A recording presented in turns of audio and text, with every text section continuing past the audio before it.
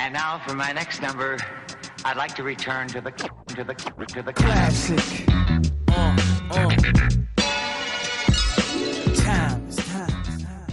Hey guys, Alex back again with another video, and Jenny's in the background playing Call of Duty. Toodles! I'm gonna do, well, it's Sunday, so you guys are seeing this, and it's another part to my top 100 albums of all time video. I'm doing 80 through 71 in this video, because I've done 100 through 91 and then 90 through 81, so it's 80 through 71 in this video. As a disclaimer, I have come up with a few honourable mentions, but I'm not going to give them until we get to the last part, so you guys will see those then. But for now, these are sort of 10 albums that the next 10 albums in my list that I've either have had a big impact on my musical taste over my 23 years of living. So yeah, obviously this list could change in about a year from now. It could change in 2 months from now, but this is, as I'm recording this is my opinion, and of course you guys are all entitled to your opinion. I loved seeing these videos when they were going around. Everyone was doing their top 100 lists, so that's why I jumped on this. I'm jumping on this a bit late, granted, but it took me a really long time to put my list together, or in other words, for me to finally be put a lot of thought into my list, because I wasn't too bothered before. But then I sat down and I was like, you know what, I'm actually going to put some thought into it, and I came up with a list I'm very, very happy with, which I'm still changing, by the way. I'll keep swapping things out and just like before filming and what have you, but I'm very happy with my list as it stands currently. So we'll get right into this, kicking it off with number 80, and you probably guessed it from the back cover. It is Beastie Boys' License to Ill. Of course, their 1986 debut, is it? Or 87? I always get that mixed up. 86. It is 86. This album sort of introduced me to rock in a way, because I was into hip hop already, and Eminem would talk about the Beastie Boys a lot in his interviews. So obviously I checked out this album from them and loved it, even though at that time I didn't like a lot of things that were like heavily guitar based or rock based stuff, outside of like Linkin Park and a few other metal bands. But Beastie Boys was one that really got me, to change my mind on that. And so yeah, License to Ill by Beastie Boys. I assume everyone knows this album who's watching this video, because it's not really hip hop. It kind of crosses over between hip hop and punk. License to Ill comes in at number 80. Number 79 is an album that some people might not expect to be on this list, but it is. It's Genesis by Genesis.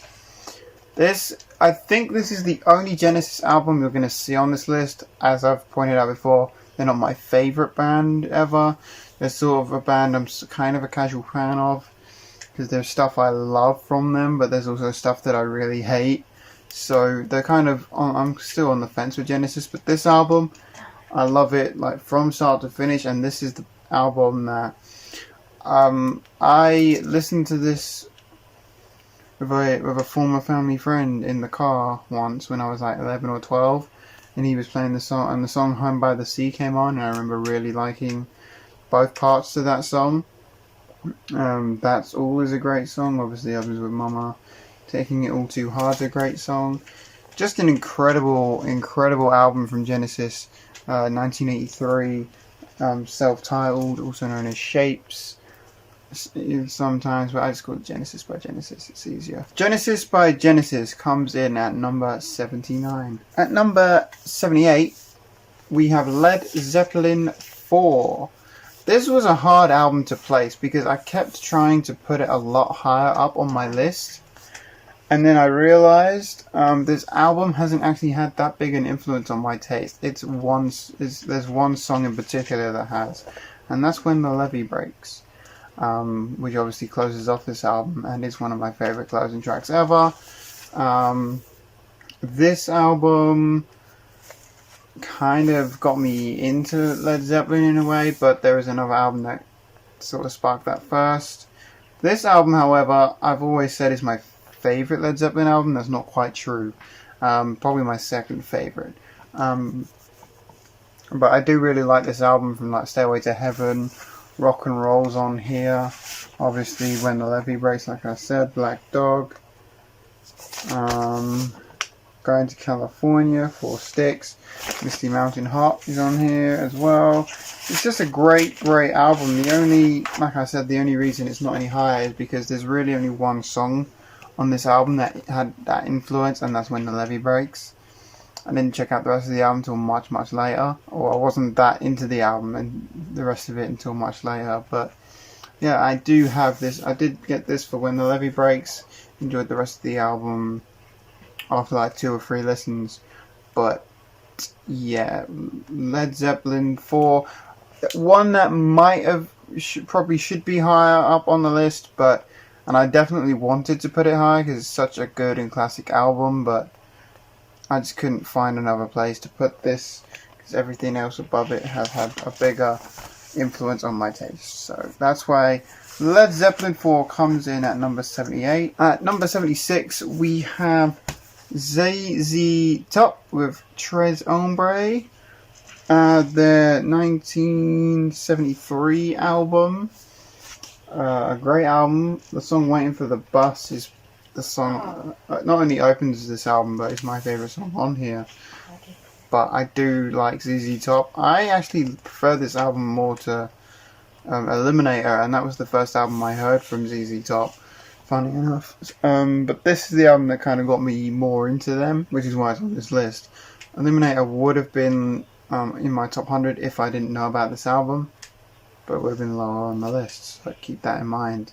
Tres Hombre comes in at 77? Yeah. And like I said, Eliminator probably could be in my honourable mentions. There's other albums that could be as well, but this album is definitely well worth putting in my top 100. It's an incredible album and my favourite from ZZ Top. So yeah, Tres Hombre makes my top 100 at number 77. At number 76, and this album, people are probably going to kill me for not putting like much higher on my list. I watched a lot of lists, and this album, like top 100, top 20, top 25, top 50, whatever I was watching, this album always ended up, and if it wasn't in people's top 2 or top 10s, it was somewhere in their top 50 albums ever. And a lot of people are probably going to kill me for putting this album so low on the list. Even, you know, that one there behind me, she'll probably kill me for doing this. What? But at 75, I have the Beatles, Abbey Road. Punch me in the face, I would. Yeah, sorry, 76. Not 75, this is 76, Abbey Road by the Beatles. A lot of people, I know, you're going to probably want to kill me for putting this album so low. But this album's not had that big an influence on my life. Yeah, my uncle listened to the Beatles a lot. They never, you know, really resonated with me that much. And at least not to a lot later. I'm lucky to have this album, really, an American issue that was sent to me by my buddy Jeff over at Jeff Kemp from, you know, Jeff Kempin and what have you. Very, very good album here. I mean, I assume everyone knows this album, from Come Together to Something to Maxwell's Silverhammer, even to Here Comes the Sun, which is a song that probably one of the few Beatles songs I liked before trying to get into them a bit more. This could potentially be my favourite Beatles album, just because to me it is like probably their best album, I would say anyway. I mean, it would have had to have been to make a lot of people's top 2s and top 10s and things, but this album's definitely still great, just because it's not had that big of an influence on me growing up, or in later life. It makes it here at 76. I've got to put it at number 76 just because of, you know, it's not had a huge influence on me, but because it's such a classic album and everything that goes on with this album and just how good it is, I still had to put it somewhere, and it just fell in 76. So yeah, Beatles Abbey Road comes in at number 76. At 75, we have a hip-hop album. And I know that hip-hop's not for everybody in the vinyl community. I get that. That's fine. But I had to get this album in my list somewhere because I remember listening to this album and I was blown away. That's Living Proof by Group Home. This album is produced by DJ Premier of Gangstar. He is my favourite hip-hop producer, so anything by him I will grab it, including this. I remember my excitement when I found this in Florida in 2019 when I was out there digging with Tim and Brad.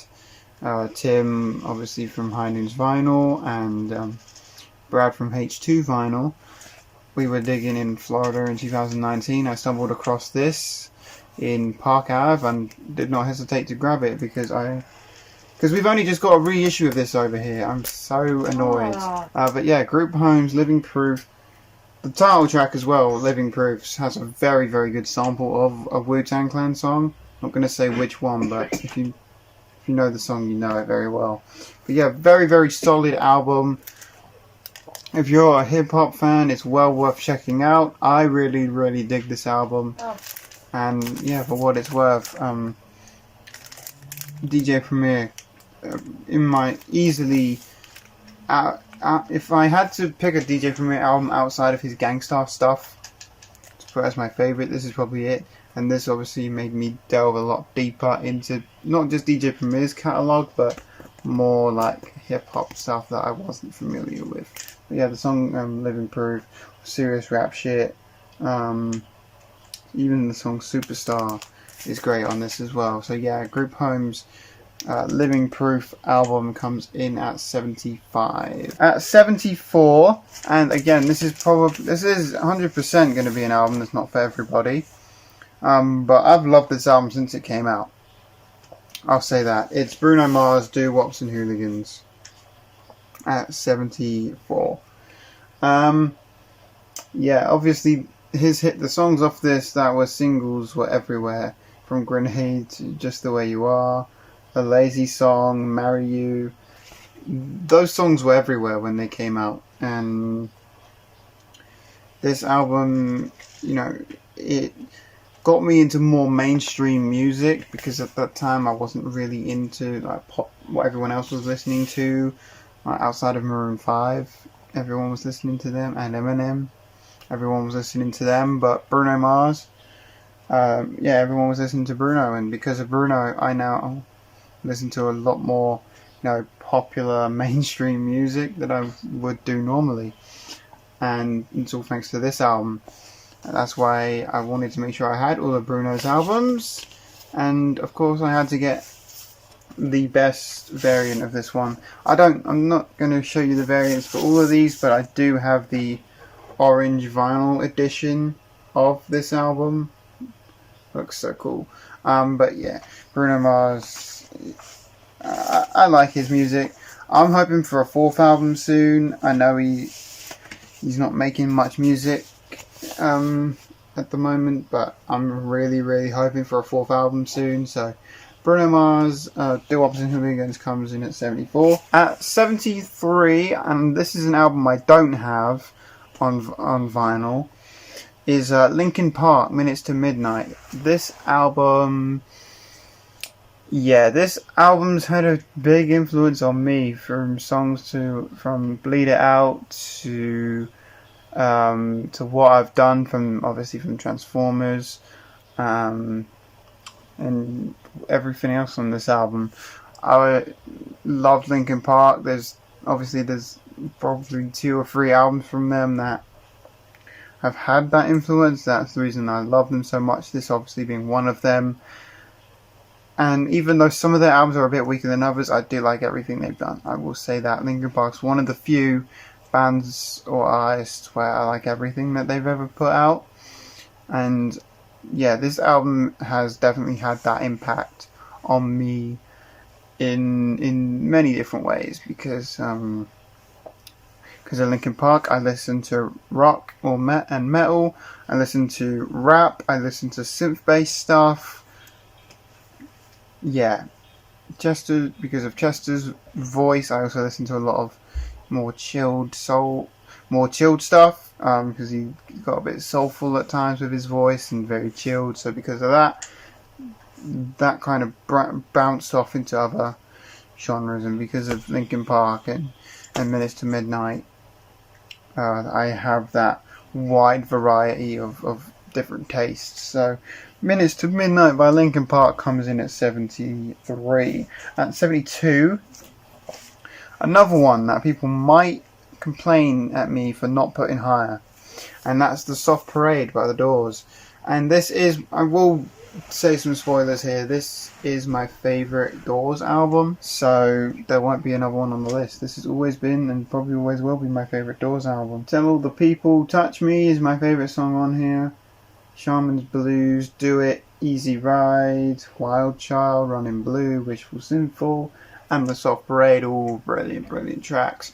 Obviously I like The Doors because they're very bluesy, they're very psychedelic at times. Jim Morrison had such a great voice, and it's such a shame we lost him so soon, because we could have had many more Doors albums than what we got. But this is definitely my favourite from The Doors, and I wish I had more of their stuff on vinyl because you just don't see it. But this was a lucky find for me, and because of the reasons behind why I have this album and how I ended up getting this album, and that really is why it's my favourite, but it's also the one I go to the most. I just love everything on it, and I listen to it the most out of all the Doors albums, so that's why I have The Soft Parade at 72. And for the last slot of the video, 71 is where we get to, and we're going to end it with an 80s R&B album. Yeah, 80s R&B or soul. 80s R&B really, but it's Lilo Thomas with Let Me Be Yours. Now, this album, again, I didn't discover till much later, but anything produced by... I always look out for the name Paul Lawrence Jones III, because he is a great producer of 80s R&B. Him and Kashif are pretty much my main two for picking up anything that they've done. The big song on here that I really like is You're a Good Girl. That's probably the song I listen to on here the most, if I was to pick out some songs individually. There is one more album from Lilo that I like just a bit more than this one, for sentimental reasons, but this album is still fantastic, and yeah, I definitely do like all of Lilo's albums. He didn't have many that were available on vinyl, but he has got some great stuff, and I am still waiting to find a bad album from Lilo. He has a lot of great stuff, but yeah, anything from Paul Lawrence Jones III, I will pick it up, and Lilo Thomas especially, just because it's Lilo Thomas.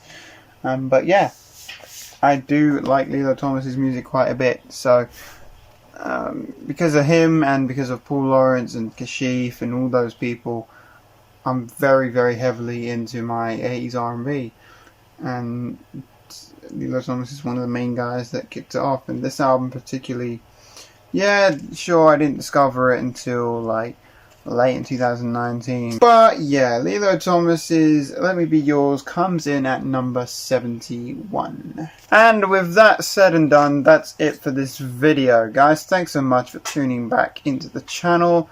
I hope you guys enjoyed watching this part to my top 100. There might have been some albums you were expecting, there might have been some albums that you weren't expecting, and there might have been some albums that you might have been expecting to be either a bit higher or a bit lower on my list. Who knows? Let me know your thoughts down in the comment section, and I'll see you guys again very soon. Thanks for watching. Peace.